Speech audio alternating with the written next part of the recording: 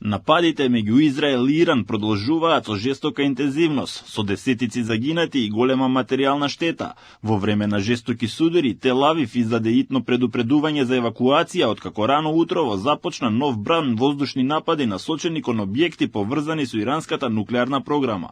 Техеран брзо возврати, повеќе балистички ракети ја погодија израелската територија, при што животот го загубија најмалку 10 цивили.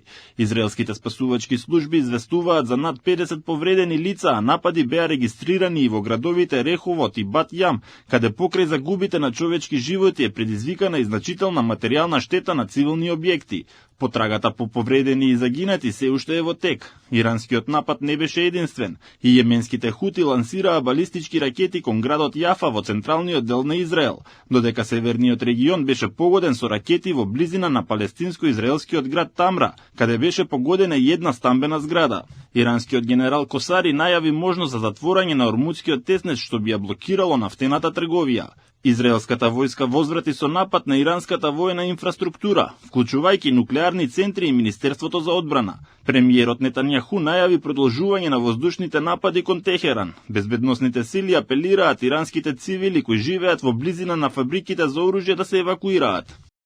Многу наскоро ќе видите авиони на Израел, пилоти над небото на Техеран, ги таргетираме сите силни упоришта на режимот и она што се случува сега нема да биде ништо во споредба со она што ги чека во иднина. Граѓаните на Израел се принудени да ги напуштат домовите и да одат во скривниците, додека дел од нив се обидуваат да продолжат со секојдневниот живот.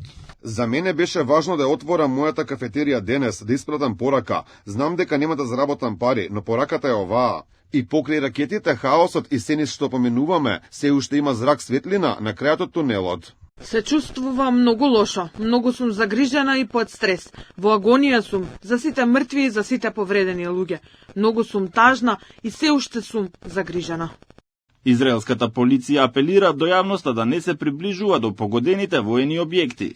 Ја молиме јавноста да не се приближува до овие места, тие не се безбедни во моментов, а вие ги вознемирувате првите кои се трудат да ги спасат нашите најблиски, да ги евакуираат и медицински да им помогнат. Нуклеарните преговори меѓу Техеран и Вашингтон, кои требаше да се одржат денес, се откажани поради ескалацијата. Доналд Трамп, кој претходно притискаше за преговори, разговарал со рускиот председател Путин и двајцата се согласиле дека треба да се стави крај на војната. Трамп претходно на социјалните мрежи порача: се уште има време да се стави крај на ова. Иран мора да склучи договор, пред да не остане ништо од него и да го спаси она што некогаш беше познато како Иранска империја. Само направете го тоа пред да биде предоцна, порача Трамп.